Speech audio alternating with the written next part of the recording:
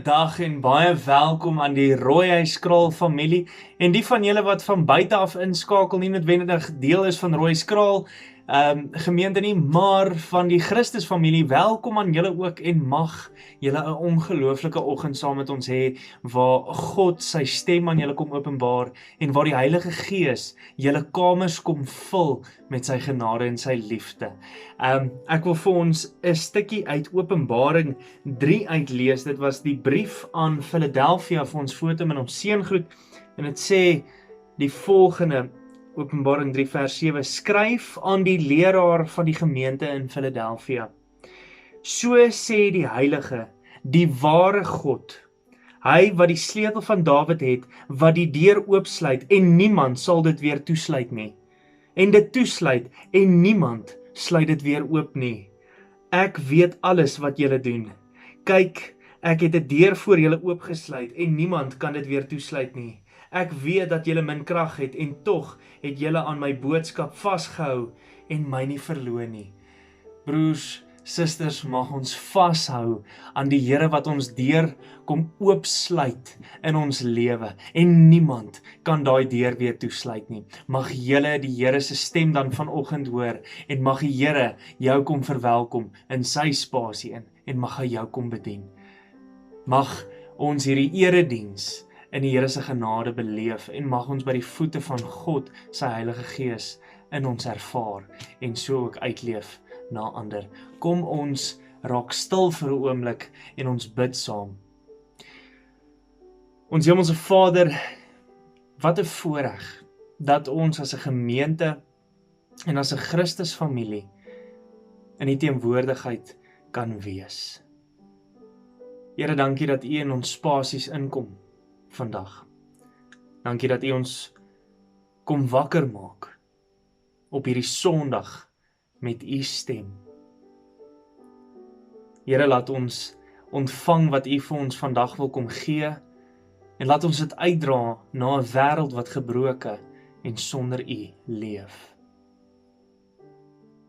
Here, wat U hier vir Philadelphia skrywe, dat U die ware God is en dat U deure kom oopsluit wat niemand weer kan toesluit nie. En wanneer U toesluit, dat niemand dit weer kan oopsluit nie. Here, mag ons daai belewenis van U ervaar as die Almagtige, die Here in ons lewe. Dat U in beheer is van alles wat nou aangaan. Vader, mag ons dan met die liefde van U, die liefde wat U kom gee deur die Seun Jesus Christus, kom stil word vanoggend voor U.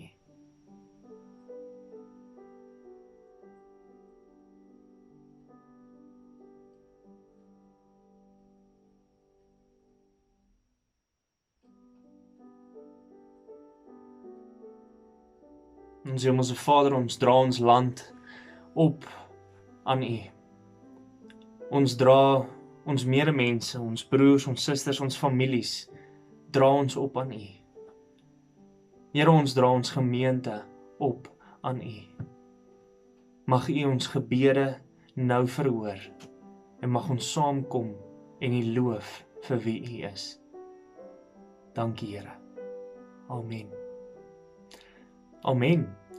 Kom ons staan vir 'n oomblik bietjie op, strek 'n bietjie, maak bietjie los die litte en kom ons loof die Here, sommer daarso in die sitkamer saam. Kom ons, ek challenge julle, kom ons maak asof ons in die teenwoordigheid van die kerk is. Kom ons maak asof ons in die kerkgebou is en ons het die vrymoedigheid om te sing so hard as wat ons kan, al hoor die bure ons. En weet jy, inteendeel, laat die bure jou hoor, hoe jy God vandag loof en prys. En al dink hulle jy simpel, weet jy, na wie jy toe jou lofprysing bring. So kom ons staan, sit, lê, wat ook al, maar kom ons loof die Here vanoggend.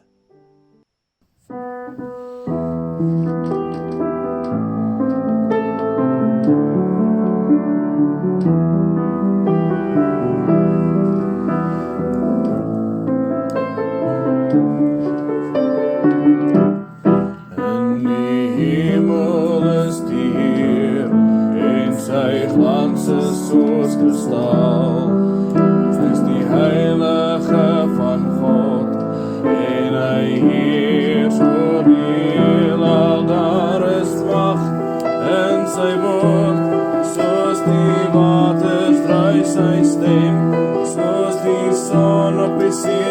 blou, so die rykdom van sy trou.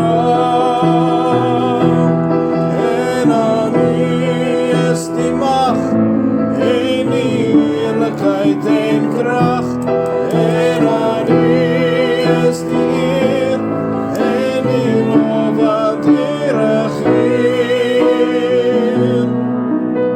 Miljoene in gereedheid, staan engele om sy troon, verbuisterend sy sieraad, en die weelde van sy kroon. Daar is mag in sy woord, soos die waters dry sy stem, soos die son op die see se blou, so die rykdom van sy trou. En aan U is die mag, en die heerlikheid en krag, en aan U is die eer, en die lof wat U regeer. En aan U is die mag, en die heerlikheid en krag, en aan U is die eer, en die lof wat U regeer. U regeer.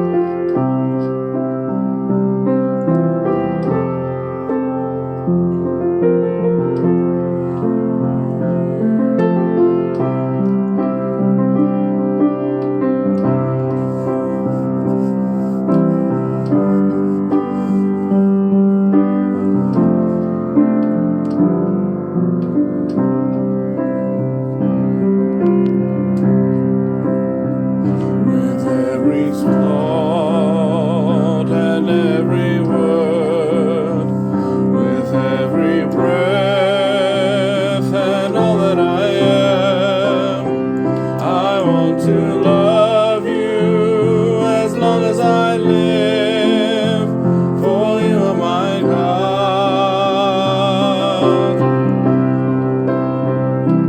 I surrender. I surrender all. With every step and every plan, with everything that's in my heart, I want to serve You as long as I live, for You are my King.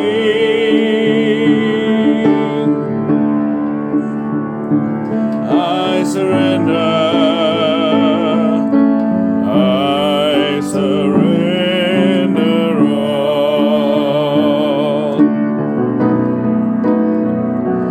All my life and all my needs, all my ways and all my deeds, I want to follow You every day, for You are my Lord.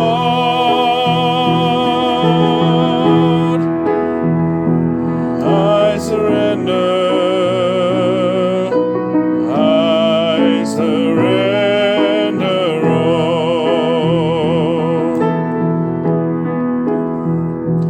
I surrender. I surrender all.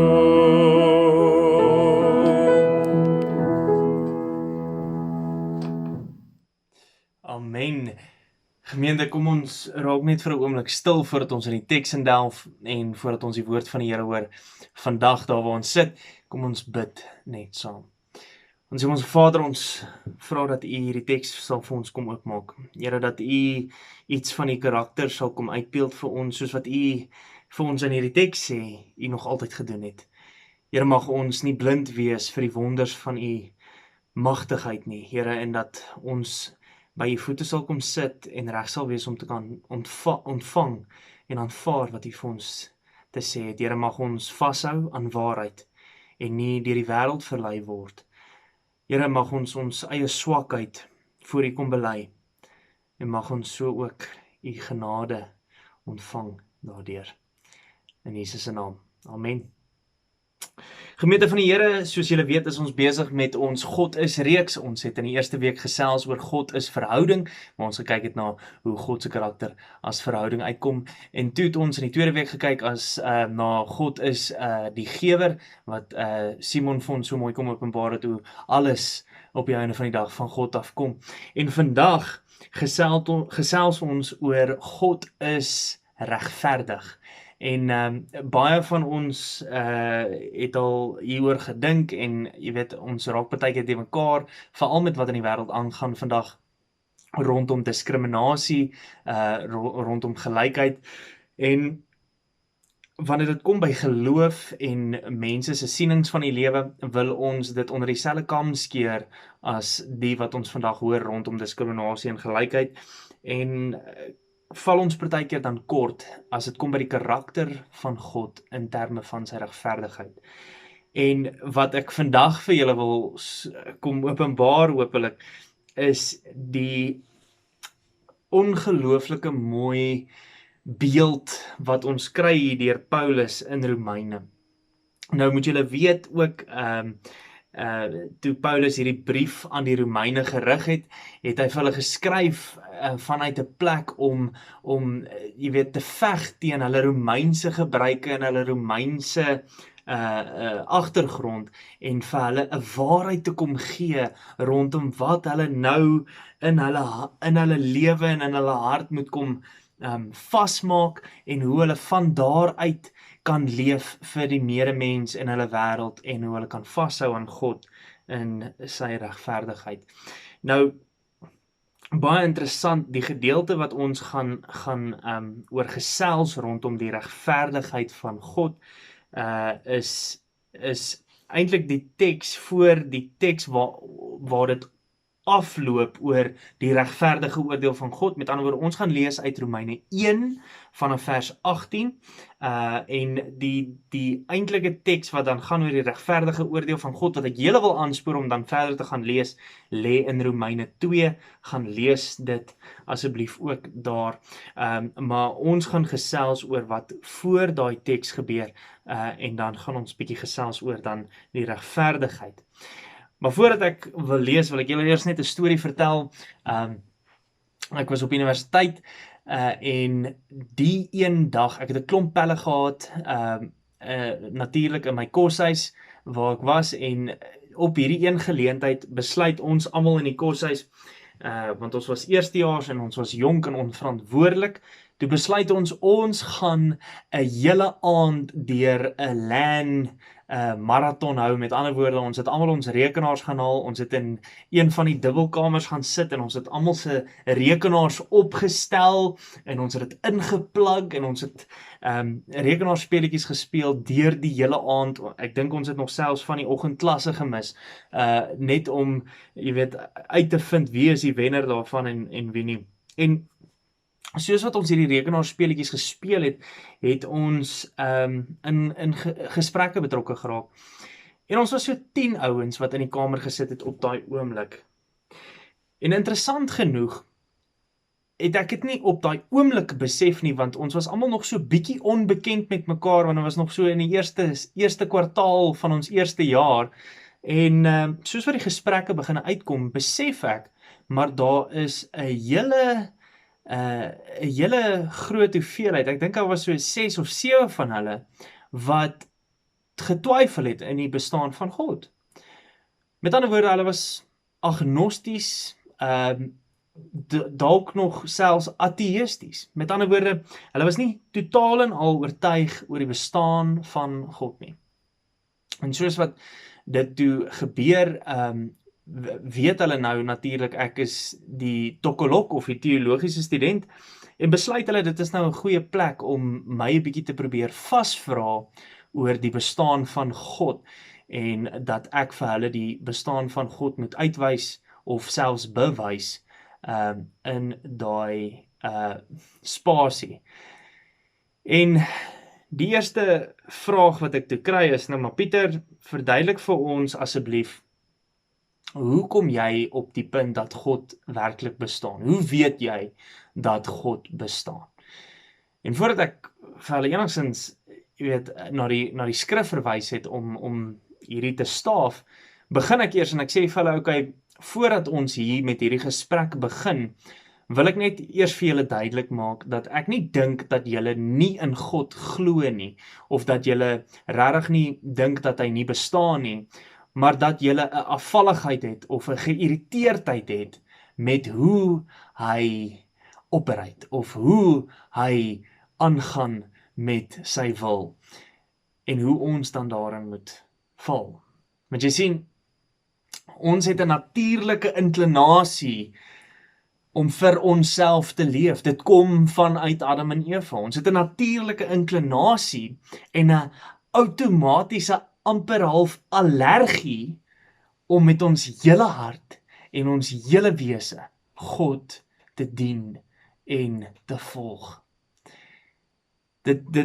Dit's amper half asof mense hulle lip byt wanneer jy sê, maar jy moet die Here jou God met jou hele hart, jou hele siel en jou hele verstand lief hê en dien. Ons kry dit nie reg nie. Dis vir ons amper half onmoontlik. Ons is amper soos die Protea cricketspan, ons choke. Elke keer as ons met daai term gekonfronteer word. En dit is so, want ons almal val kort van die glorie van God. En boonop dit nog is God regverdig. So ons begin toe met hierdie gesprek. En ek sê vir hulle van die begin af sê ek vir hulle, so ek dink nie hulle is totaal en al oortuig dat God nie bestaan nie. Ek dink net hulle het 'n afvalligheid met hoe God homself uitbeeld in sy karakter. Met ander woorde, ek dink ek glo vas dat baie ateïste, meeste ateïste, amper al die ateïste nie noodwendig oortuig is dat God nie bestaan nie, maar dat hulle afvalligheid het met hoe God homself uitbeeld en hoe sy karakter is en hoe hy van ons verwag om aan daai karakter te voldoen en na te volg. So waar dit vir ons duidelik word is in Romeine 1, waar Paulus aan die Romeine skryf. Hierdie is natuurlik ook 'n voorbeeld waar Paulus ook met hierdie vraag te doen het. En hy skryf in die begin van hierdie brief sommer al klaar oor hierdie tema. Ek lees vir julle Romeine 1 vanaf vers 18 en ons sal saam lees tot vers 32. Dit is 'n lang stukkie, maar ons luister aandagtig na wat die Here vir ons hier te sê het. God openbaar vanuit die hemel sy toorn oor al die goddeloosheid en ongeregtigheid van die mense wat die waarheid deur hulle ongeregtigheid probeer onderdruk. Wat 'n mens van God kan weet, was immers binne hulle bereik, want God het dit binne hulle bereik gebring. Van die skepping van die wêreld af kan 'n mens uit die werke van God duidelik aflei dat sy krag ewigdurend is en dat hy waarlik God is. Hoewel dit dinge is wat 'n mens nie met die oog kan sien nie. Vir hierdie mense is daar dus geen verontskuldiging nie, omdat al weet hulle van God, hulle hom nie as God eer en dank nie. Met hulle redenasies bereik hulle niks nie, en deur hulle gebrek aan insig bly hulle in die duister. Hulle gee voor dat hulle verstandig is, maar hulle is dwaas. In die plek van die heerlikheid van die onverganklike God, stel hulle beelde wat lyk soos 'n verganklike mens of soos voëls of diere of slange. Daarom gee God hulle aan die drange van hulle hart oor en aan sedelike onreinheid, sodat hulle liggame onder mekaar onteer. Dit is hulle wat die waarheid van God verruil vir die leuen. Hulle dien en vereer die skepsel in plaas van die Skepper, aan wie die lof toekom vir ewig. Amen. Daarom gee God hulle oor aan skandelike drifte. Hulle vroue verander die natuurlike omgang in 'n teennatuurlike omgang. Net so laat vaar die mans ook die natuurlike omgang met die vrou en brand van begeerte vir mekaar. Mans pleeg skandelikhede met mans en bring hulle self die verdiende straf vir hulle perversiteit.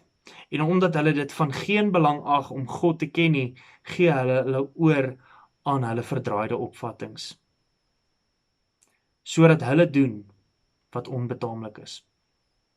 Hulle is een en al ongeregtigheid, slegtigheid, hebsug en gemeenheid. Hulle is vol jaloesie, moord, twis, bedrog en kwaadwilligheid. Hulle skinder en praat kwaad. Hulle haat God. Hulle is hooghartig, aanmatigend, verwaand. Hulle is mense wat kwaad uitdink, ongehoorsaam aan hulle ouers. Hulle is onverstandig, onbetroubaar, liefdeloos, hardvochtig. Hulle is mense wat die verordening van God ken, dat die wat sulke dinge doen, die dood verdien. En tog doen hulle nie net self hierdie dinge nie, maar hulle vind dit ook goed as ander dit doen. So sê die woord van die Here. Familie, ek weet nie van julle nie, maar ek het al 'n paar keer hierdie teks gelees en baie keer om die bestryding van 'n klomp ander goeters te beveg, maar wat eintlik hier uitkom, is die regverdigheid van God. Een van die grootste dinge wat uitstaan in hierdie teks natuurlik is die feit dat God hierso kom en hy sê, of Paulus sê, daarom gee, in vers 24, daarom gee God hulle aan die drange van hulle hart oor en aan sedelike onreinheid. Daarom gee God hulle aan die drange van hulle hart oor. Nou wat so belangrik is hier in die verstaan van die regverdigheid van God, is dat ons as mens 'n natuurlike inklinasie het om teen die wil van God te gaan. Ons sien dit met die val van die mens, met Adam en Eva, en ons sien dit met die karakters van die Ou Testament regdeur tot selfs in die Nuwe Testament en selfs vandag in ons lewens. Daar's nie 'n afvalligheid van God omdat God se bestaan betwyfel word nie, want God openbaar homself waarlik aan almal deur alles. Dit is ondenkbaar om nog te probeer redeneer dat God nie in bestaan is nie, en tog is daar mense wat in hulle wysheid of sogenaamde wysheid God se bestaan wil afwys. En God kom en hy gee hulle oor aan hulle hartsbegeertes. Hoe sleg moet dit nie wees? Hoe bad is dit nie dat God jou oorgee aan jouself? Imagine dit vir 'n oomblik waar 'n pa of 'n ma hulle kind net laat in hulle sonde. 'n pa of 'n ma hulle kind net laat om aan te hou met sy verkeerde dinge. Waar gaan die kind opeindig? Die ma en die pa het nie 'n saak nie. Jy sien, wat hier uitstaan vir my, waar God hulle oorgee aan hulle hartsbegeertes, laat hulle aangaan met hulle eie dinge, is die regverdigheid van God, wat so mooi geopenbaar word. Jy sien, God het jou so lief, dat hy jou nie gaan forceer om 'n ewigheid met hom te spandeer nie. Want 'n liefde wat geforseer word, is nie 'n liefde wat waardeer word nie. Maar 'n liefde wat gekies word, is 'n liefde wat God wil hê van ons na hom toe. Net soos dat hy kies om ons lief te hê. of ons oor te gee aan onsself. En ek weet nie van julle nie, maar in vandag se tyd is daar 'n idee van 'n goedkoop genade wat vir ons gepreek word partykeer en wat partykeer vir ons gegee word, hierdie genade wat so wyd is van God, wat ons weet ontsettend genadig is. En ons neem daai genade in ons lewe en ons leef vanuit daai genade steeds in ons eie begeertes en na ons eie hartstogte toe. 'n Genade wat goedkoop word deur die feit dat ons nie die moment van Christus aan 'n kruis wat bebloed en gemartel vir ons sonde sterf nie. Ons besef dit nie, ons neem dit nie in nie. 'n Liefde van 'n God wat sy seun vir ons opoffer, vir ons sondes, vir ons tekortkoming, en ons spoeg dit in sy gesig terug, deur ons doen en late, deur om God tweede te plaas in ons lewe. Want ons is so bang vir die konflik wat ons gaan kry wanneer ons God met ons hele hart, ons hele verstand en ons hele siel volg. Want jy sien, ons dink dat ons geloof nie in konflik moet uitloop nie. Ons dink partykeer dat die ateïs moet maar oor ons trap. Ons dink dat die verstandiges van die wêreld maar kan sê en doen soos wat hulle wil oor ons God en ons geloof. En dat ons hulle moet die spasie gee. En dat ons moet aanvaar wat die wêreld doen rondom ons. En dit is nie so nie. Jy sien in Matteus 10, vanaf vers 32, lees ons waar Jesus kom en hy sê, ek het nie gekom om vrede te bring nie, maar die swaard.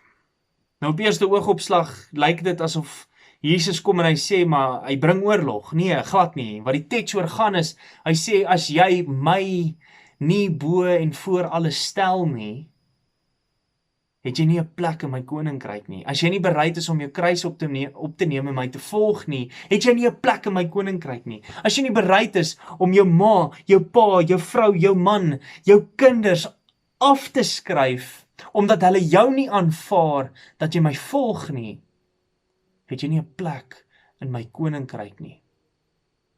Want jy sien, God is regverdig. God sal jou oorgee aan wat jy wil hê, want hy is so lief vir jou. Hy sal nie jou wil belemmer nie. Wat jy kies, is vir God die belangrikste ding ooit. En daarom sal God nooit jou keuse kom beïnvloed nie. God wil hê jy moet kies uit jou eie wil, na sy liefde en genade. God wil hê jy moet hom kies in volle toewyding. En ons is bang daarvoor.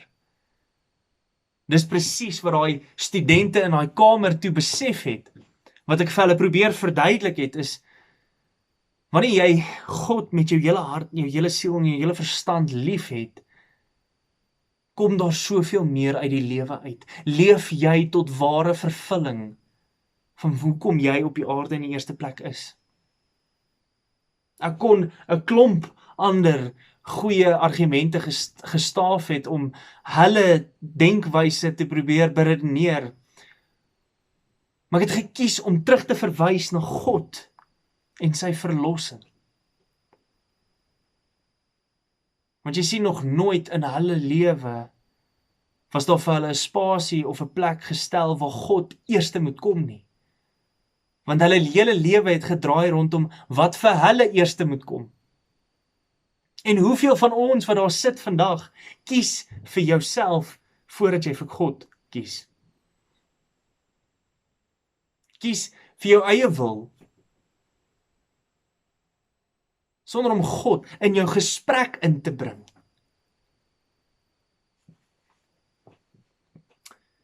Ek sal dit nooit vergeet nie, ek was nog amper half nat agter die ore, toe ek my tweede dag by een van my poste by die kantoor gesit het en die dames, omdat ek die enigste teoloog aan diens was, het die dames van die kantoor my genader en gesê, hierso is 'n huwelikspaartjie wat dringend berading nodig het en almal is nog op vakansie, want dit was, ek dink die 3de Januarie.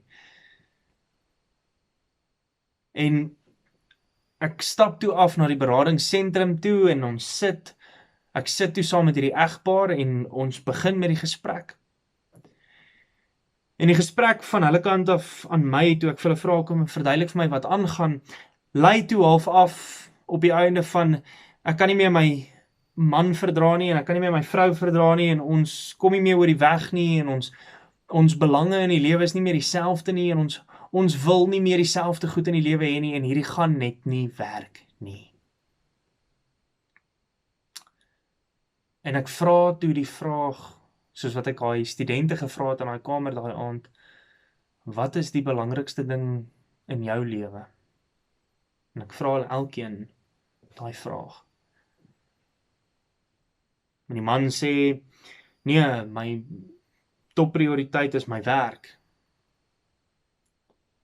En die vrou sê, my topprioriteit is om 'n familie te begin. En ons gesprek het so aangegaan, tot op 'n punt waar God se regverdigheid moes uitkom.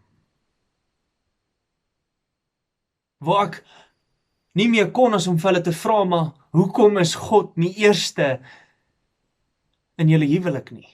Hoekom is God nie nommer 1 in julle lewe nie?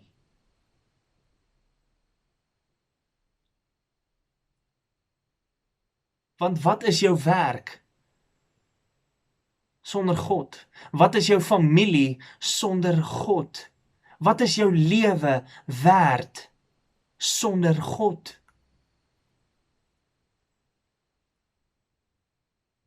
En daarom, familie, vandag wil ek vir julle hier in Romeine 1 deur Paulus se eie woorde kom openbaar, dat wanneer ons God eerste stel, ons nie net beter mense word nie, maar dat ons 'n ander aanslag het oor die lewe. Dat jy jou vrou gaan begin anders sien, dat jy jou man gaan begin anders sien, en dat 'n huwelik wat op die rotse was, wat onherstelbaar verbrokkel het, gered kan word deur die almagtige God, wat hy daai dag kom doen het. En al wat hulle moes doen, is om God eerste te stel. Daar waar julle sit as huisgesin vandag,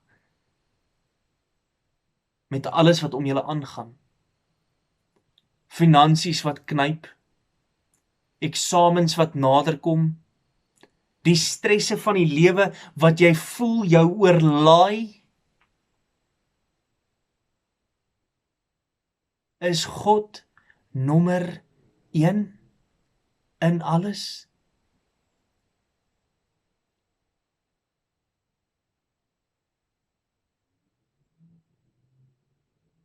Of laat jy toe dat God jou oorgee aan jouself? Want gewoonlik wanneer God ons oorgee aan onsself, sien ons, soos wat daar in Romeine 1 staan ook, dat ons lewe uitdraai op die mens se vervalle natuur. En selfs die beste, grootste, bekendste ateïstiese denkers deur die geskiedenis wat so behep was met die bestaan van God en om God se bestaan te teenbewys, kort geval het, omdat hulle nie kon uitstaan dat hulle God eerste moes stel nie. By die vraag van is God nommer 1 in jou lewe, het hulle kort geval. En daarom wou hulle niks met God te doen gehad het nie. En so ook, nadat God hom aan hulle geopenbaar het, so regverdig soos wat hy is, het hy hulle oorgegee aan hulle self. Ek dink, en ek is oortuig tot vandag toe nog, dit is die hart van God. En baie keer sal ons vinnig daaroor dink en dink, maar is dit nie liefdeloos dat God ons oorgee aan onsself nie? Nee.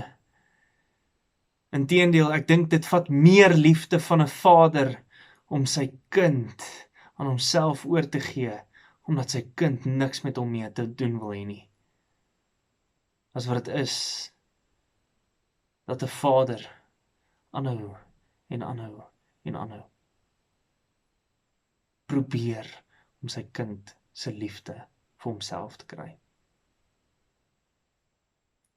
Mag julle as 'n familie nou saamkom, daar in die sitkamer, daar waar julle saam is, daar waar jy dalk alleen ook sit, bel iemand, trek 'n kringetjie saam,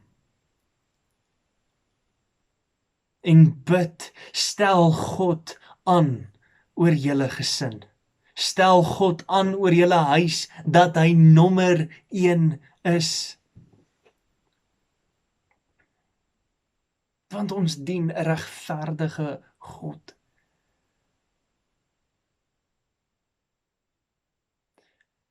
‘n God wat ons genade duur vir ons gegee het, nie goedkoop nie.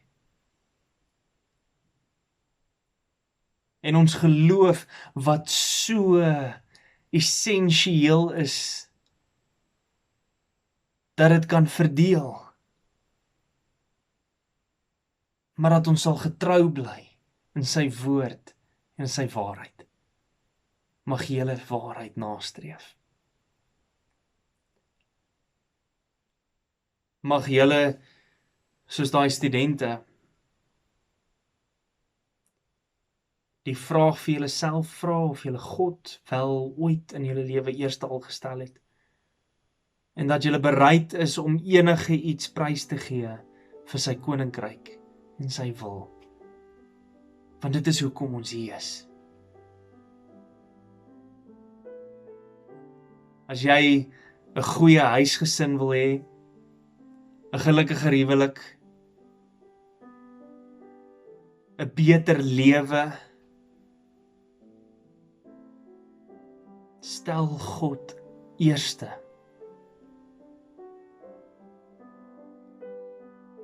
Ek sê nie God gaan jou probleme kom oplos nie. Jy gaan jou probleme oplos deur die genade wat God jou gee om volharding in jou hart te kweek.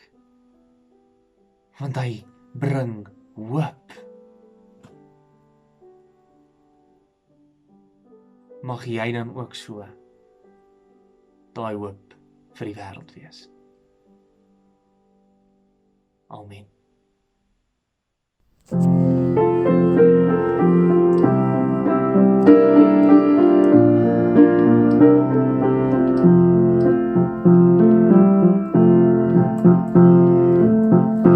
Die wat wag op die reding van die Here, vind al rus in die skadu van die heilige God.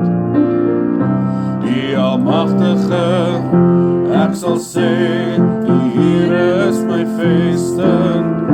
Ek sal sê, die Here is my toevlug en krag.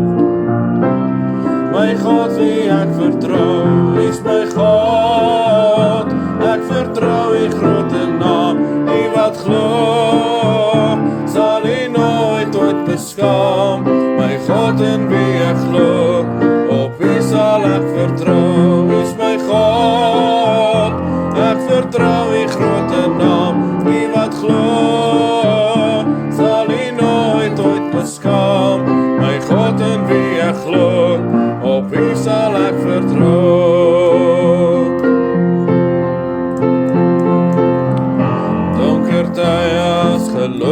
opgetoets word en alles wat bekend is in 'n oomblik verdwyn.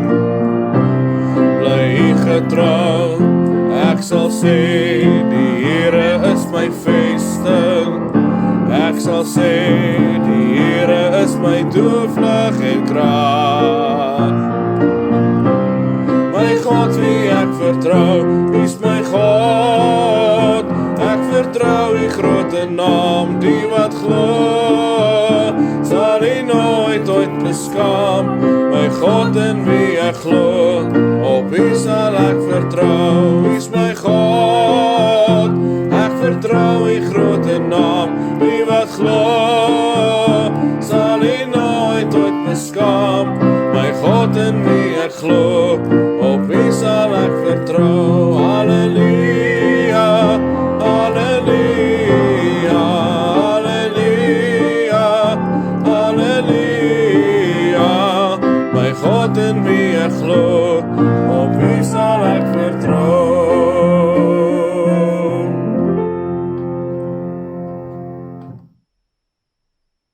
Daar sy. Aan elkeen van julle wat ingeskakel het vandag, wil ons net weer eens baie dankie sê. Julle sal sien, nou is die geleentheid om julle offergawes in te dien en te gee met oop harte. Ons SnapScan barcode is op die skerm beskikbaar. Julle kan hom net so met die SnapScan op julle foon afscan op die skerm, of die van julle wat van ons EFT metode gebruik maak. Ons EFT en ons bankbesonderhede is beskikbaar op elke week se nuusbrief. So maak seker julle kom nog by julle offergawes uit, en ons wil net vir elkeen van julle wat nog so getrou gee, ongelooflik baie dankie sê. Die nood wat ons verlig in Rooieskraal is ongelooflik, en die werk waarmee ons besig is werklik iets vanuit die Here se koninkryk. So maak seker julle hou julle ore gespits vir die hoop projek wat nog aan die gang is. Vir die van julle wat nog nie weet nie, ons het al ongelooflike werk gedoen met die hoop projek. Ons het by met die park het ons die werkers daar so bygestaan met 'n lekker ete en ook so vir die families en gesinne in kleuterskole waar die nood hoog is, het ons kos kon gee en nood verlig, help verlig. Maak ook seker julle hou ons hulp vir ouers met premies dop. Die sosiale media skakels is daarso. Julle kan ons ook op ons sosiale media volg, waar julle kan sien waar ons oral betrokke is en waar julle ook kan betrokke raak in hierdie tyd. Daar's niks lekkerder as om met danksegging vir die Here se koninkryk jouself uit te leef nie. En ons weet, ons as gemeente is een van die groot bakens van hoop in ons gemeenskap. Dan ook hierdie Vrydag wat kom, maak seker julle het julle ore gespits en julle oë op julle WhatsApps vir die kennisgewings, want ons gaan vir julle 'n link stuur en dan kan julle kos bestel wat ons 'n deurry ete dan die Vrydag gaan doen. Dit gaan alleenlik of slegs op 'n bestellingsbasis werk, en hierdie Vrydag wat kom, het ons die ou bekende curry en rys vir R40 per porsie, natuurlik lekker gesonde kos teen 'n baie goedkoper prys, en elke liewe sent wat ons insamel met hierdie deurry etes gaan reguit na die hoop projek toe, waar ons ander families in nood kan bystaan en help. So maak seker, daai Vrydag wat jy voel, jy is nou nie lus vir kos maak nie, mamma, stuur vir pappa met die geld, of kom sommer saam, kom met al die kinders, kom sê sommer hallo daarso in die parkeerarea, want ons gaan almal daarso wees, en kom kry julle ete teen spot goedkoop, en maak seker julle kom sê ook hallo, want ek het julle nog nie gesien, of almal van julle gesien nie, en ek sien graag uit om almal van julle se gesigte by name te sit. So ja, hierdie Vrydag wat kom, ons gaan van 4:00 af tot so 6:30 toe die deure hou. Maar jy moet bestel, so hou die skakels dop vir die link waar jy jou bestelling vir die familie kan plaas, en dan natuurlik die betaling sal op die perseel gedoen word. Lekker bazaarstyle, ons gaan elke week probeer om hierdie deurry etes te hou, en ons gaan die hele bazaar omtrent oor 'n paar weke uitstrek. Al daai lekker etes wat ons gewoonlik by die bazaar geniet, gaan ons nou sommer geniet, en al daai fondse wat ons insamel gaan reguit vir die Here se koninkryk en vir die hulp in Rooikraal gemeenskap. Ek sê vir julle dankie weer eens en kom ons ontvang dan nou so die seën van die Here en gaan in sy vrede. Here sal julle seën, mag die liefde van God met julle wees, mag die genade van Christus dit sigbaar in jou lewe raak gesien word en mag die gemeenskap van die Heilige Gees deur jou hart uitstraal vir almal om jou. Rooikraal gemeente, ek groet julle tot volgende keer toe. Onthou, ons is bakens van hoop. Seën en blessings.